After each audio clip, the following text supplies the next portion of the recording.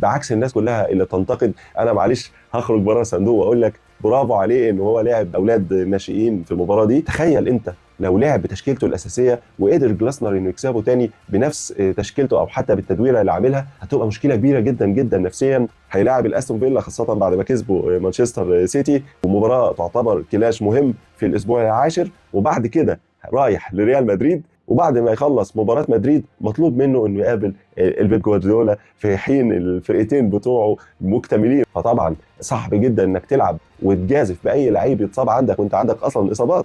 وطبعا يعني مفيش كلام، اي واحد من ال11 الاساسيين هيتصاب ما عندوش الفرايتي الكبيره ان هو يقدر الاوبشنز انه ينزل لعيب تاني. ودينا شفنا الاداء اللعيبه الاحتياطيين، وشفنا ازاي الفرقه فعلا محتاجه باك اب. وانا اول واحد اتكلم على موضوع سوق الانتقالات في الميركاتو الشتوي، قال انا النهارده بشوف السيتي المفروض ان الفريق الثاني اللي بيلعب وشايفه فريق كلاس ايه. بكلامه انا اتفق معاه جدا، لكن في مشكله تانية عند ارن سلوت، هو مش قادر يحل مشاكل كيركس ناحيه الشمال.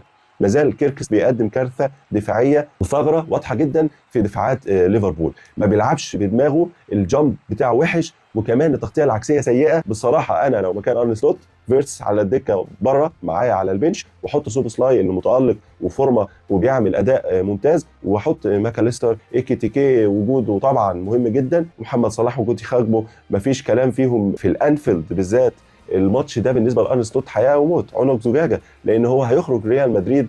فطبعا ريال مدريد يعني احنا عارفين عنده مشاكل دفاعيه صحيح، لكن مازال فرقه المرينجي مرعب اوروبا. الفوز معنويا هيدي دفعه للفريق قبل ما يقابل ريال مدريد في الشامبيونز ليج. طبعا محمد صلاح مش هنتكلم على الهدف العالمي الخرافي اللي حطه في النحل، يعني هايل جدا الهدف، وطريقه الاستلام والهدوء. يعني واخد قرار قبل ما يستلم الكوره هيشوط بالقدم الضعيفه. هايل هايل يا صلاح.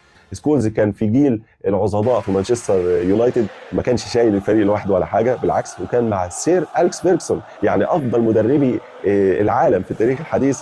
وعندك يعني افضل لعيبه جت في تاريخ العالم كانت بتلعب جنبك يا سكولز. فمش عارف يعني هو كلام اتغير. كان الاول صلاح نجم كبير وهايل وبحب اتفرج عليه، اي كلام يا سكولز. صلاح بيتكلم في الملعب ودي اهم حاجه، زي ما ابو تريكه بيقول الرد دايما بيكون بالاقدام. محدش هيتحدى العمر، يعني سيبك من كريستيانو رونالدو، يعني ده فلته، ومع ذلك برضه مش هو بتاع 10 سنين فاتوا. لكن المفروض منظومه ارن سلوت ما تخليهوش يتحط كتير في واحد ضد واحد مع لعيب سريع علشان ما تحصلش المشاكل دي. وعشان كده انا بحذر من روجرز ومن في نفس الوقت واتكنز. سانشو الاكس مانشستر يونايتد موجود، فيها متعه واكيد فيها اهداف هتكون جميله. اتمنى التوفيق لمحمد صلاح